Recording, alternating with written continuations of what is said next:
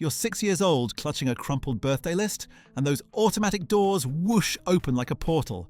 A sea of bright aisles stretches to the horizon, bikes with plastic streamers, towering Lego sets, boxes that make the exact sound of a dream being shaken.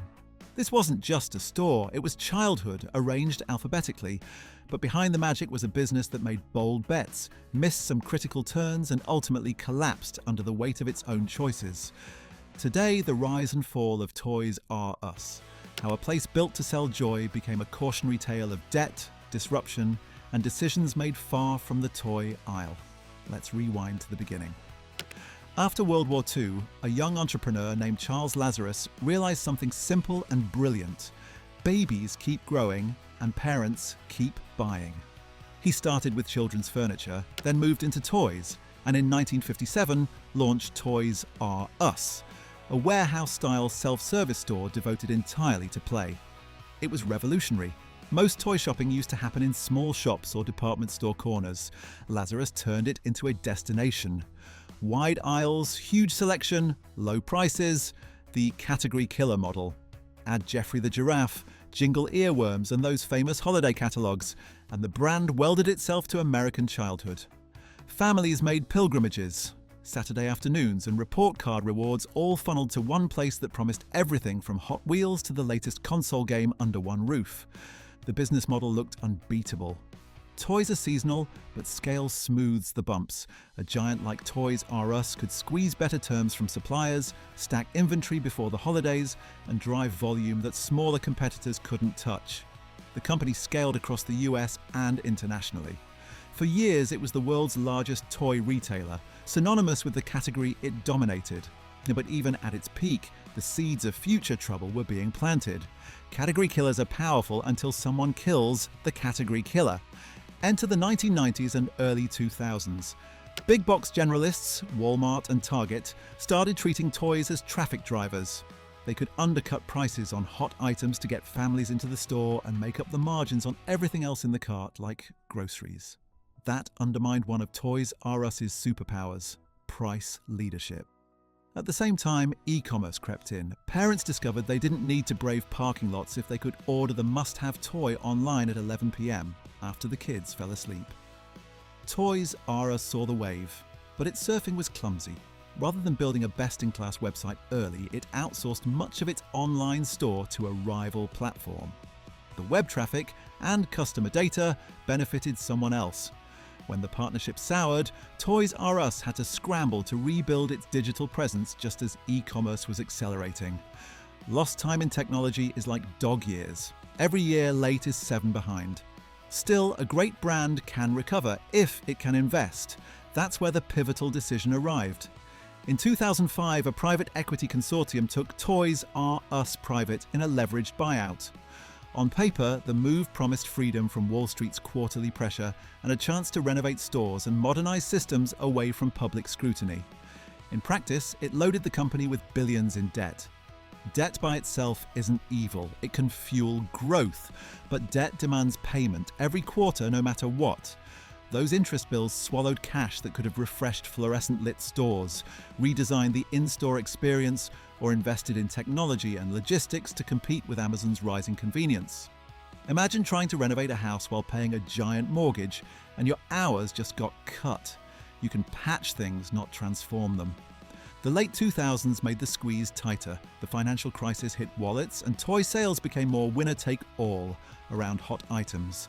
Generalists and Amazon kept weaponizing price and convenience. Smartphones and tablets entered the scene, splitting kids' attention and family budgets. Toys R Us still had the brand, but not the superpower. Its stores felt older, the shelves looked messy after holiday rushes.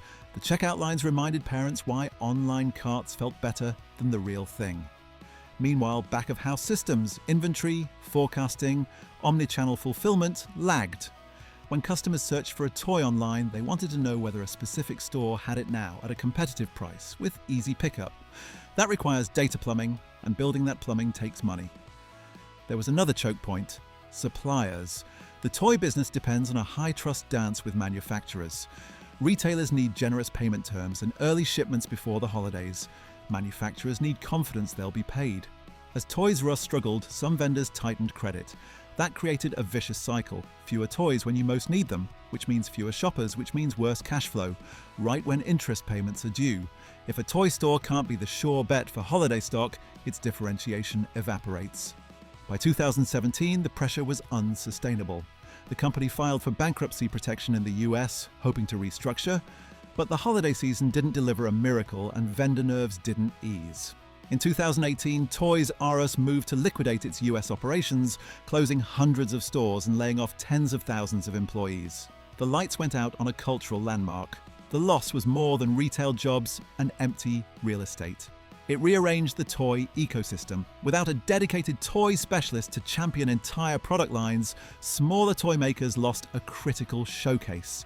Even big brands felt the hit. A place that once staged floor-to-ceiling launches for action figures and dolls was gone.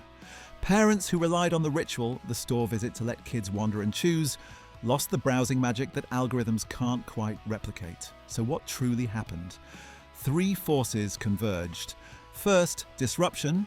The internet reshaped retail, and Toys R Us started late online and never fully caught up on omni-channel execution. Second, competition. Generalist giants and Amazon eroded price leadership and convenience simultaneously. Third, capital structure. The heavy debt from the buyout dramatically reduced the company's ability to invest in reinvention at the speed disruption demanded. Any one of those might have been survivable. Together, they were terminal. Were there alternatives? Hindsight is generous, but several missed paths stand out. An earlier, bolder push into e-commerce, owning the platform, search and customer data, could have preserved share and loyalty. A deeper focus on in-store theatre, play zones, maker tables, exclusive demos, events, might have given families a reason to visit beyond price. Partnerships with manufacturers for exclusive lines and limited drops could have insulated margins, and a lighter balance sheet would have bought time to experiment and fail forward. Retail reinvention often requires years of heavy, unglamorous investment in systems, logistics, and design. That's difficult when debt is the loudest voice in the room. It's tempting to end with nostalgia, and honestly, there's some wisdom there. The great advantage Toys R Us held wasn't only selection, it was emotion. Kids remember the squeak of shopping cart wheels, the first bike, the pink aisle that seemed to go on forever, the Game Boy behind glass. Modern retail still underestimates how potent curated tactile experiences can be, especially for categories born to be touched and tried. There's room in every disrupted industry for places that feel like something, not just sell something. The lesson isn't that physical retail is doomed, it's that physical retail without purpose loses to a doorstep delivery. After the liquidation, the brand name has popped up in various revival attempts, smaller concept stores, pop-ups, partnerships, but the original empire that defined late 20th century toy shopping is gone. In a way, the story comes full circle. Charles Lazarus built a business by noticing how families really buy and play. The fall came from not adapting fast enough when how we buy and how companies fund that adaptation changed. If the next great toy store returns, it will blend the magic of discovery with the invisible machinery of modern retail.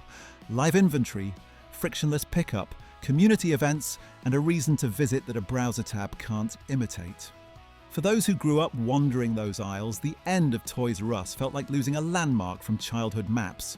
But history's value is not just in mourning, it's in learning. Disruption happens. Debt has a cost beyond interest. Experience matters when price is a race to the bottom. And even the strongest brands must keep earning their relevance, one delighted customer at a time. The doors may be closed, but the playbook, what to do and what not to do, is still open for anyone bold enough to try again.